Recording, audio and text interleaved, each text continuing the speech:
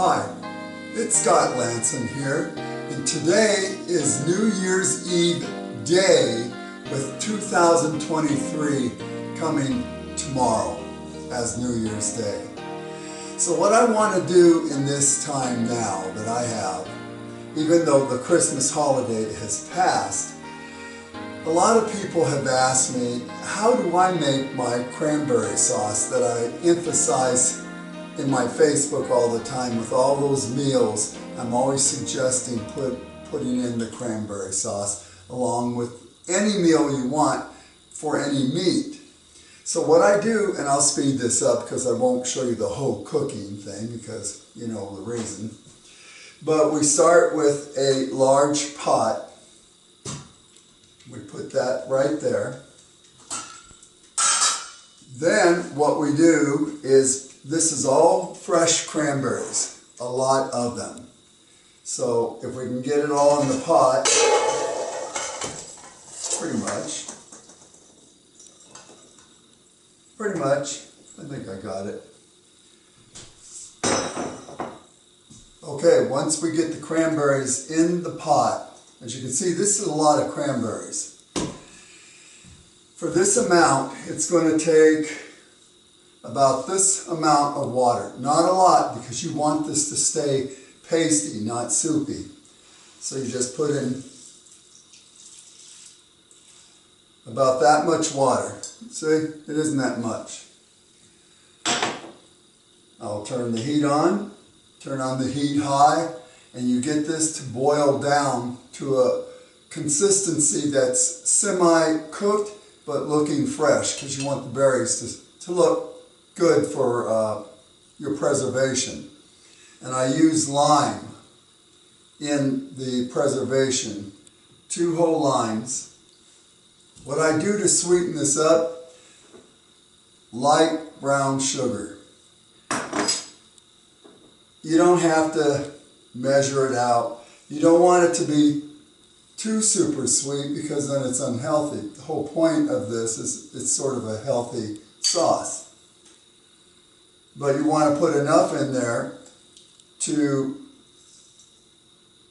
because cranberries are really, really bitter. But you want to put enough in there, that's probably all you need, to sweeten it up. If you want to do another trick, that's what the pineapples are here for. I'm not going to do it on this video, but you can cut like half of that pineapple, and the acid in that pineapple plus the sugar does a number on cranberry sauce and making the sauce. So see, this is how simple it is. Nothing else. No salt, no butter, no anything. Just what you saw. Cranberries, water, light brown sugar, high heat, boil it to a consistency, and when it's all done, I'll put it in here and I'll show you, what it should look like for any meal. And then when it gets to that point, put the lid on it, and that's how it goes. Anyway, that's how we make cranberry sauce right here at Seamus River. We'll see you in a few when this is all cooked up. As you can see, it's on high boil, and it's only been about 5 minutes into the cooking time. So what we do now is you grab this lid here, and you just put it over the top, and you turn the heat down. You turn the heat down to about a medium-low and just let it sit for about 15 minutes. And then I'll show you at the end what I put in as a special treat. Okay, it's all cooked and cooled down, and I'm ready to put it in storage. The lemon lime really gives it, the lime, not lemon lime, the lime that I took and put them in there gives a really long storage life. It can go weeks and weeks and weeks, really that long, in the fridge. Or if you want to freeze it and thaw it in smaller areas, you can. The other thing is that I want to mention, if somebody put too much water in this case it's perfect, the right consistency, and you saw the amount of water.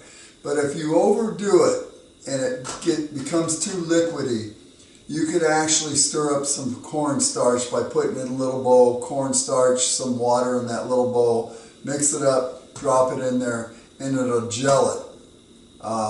And that'll thicken it up. And if you didn't do too much water, you won't even notice it. Now what I do when it's cool is I add this orange Curaçao, 60 proof.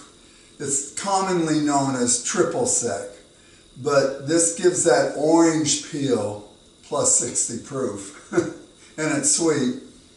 But I wouldn't put it in the whole batch because the alcohol will eventually leave out of the batch.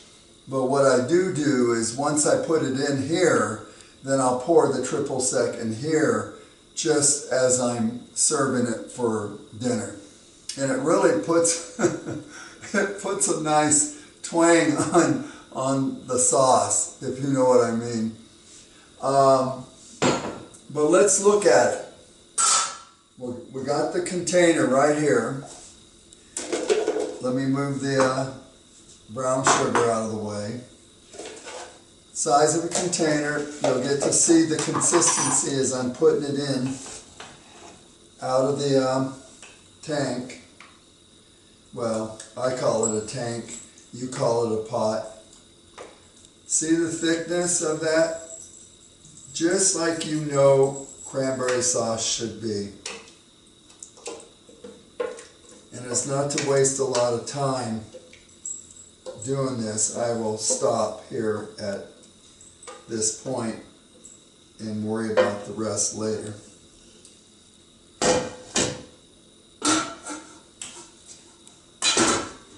Okay, there it is. That's a lot. This thing probably weighs about 5-6 pounds. Remember, there's nothing in it. No salt, no pepper, no white sugar, just the light brown sugar, that little bit of water, cranberries, cook. That's it. So, now if I were to serve this for the dinner tonight, I would just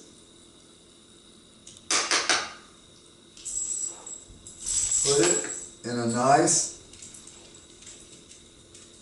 well, if you want it to look nice, a nice clear serving bowl, like that.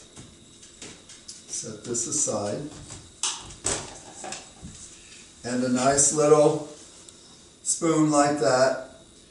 And take it to the table like that. Give it that little nice look. And when you serve it at the dining table, there's your server spoon. And on the side of your plate, doesn't have to be right on the food. Just on the side of your plate, you put that cranberry sauce right there. On the side of any meat. Could be even fish, chicken, turkey, beef, even hamburger, prepared hamburgers if you have hamburger steak. I'll tell you one thing that I do. I put sesame seed blended in my hamburger with soy sauce, cooked as like a teriyaki over the top, and I accent it with that, and then whatever else you have in your meal. Makes a great meal. Anyway, Happy New Year's, you guys, and thank you for watching. Check me out on YouTube. I've got a lot of YouTube videos. Just go to YouTube, enter my name in their search bar, and a lot of selection will come up for you. Till then, till another time, again, Happy New Year's. Goodbye for now.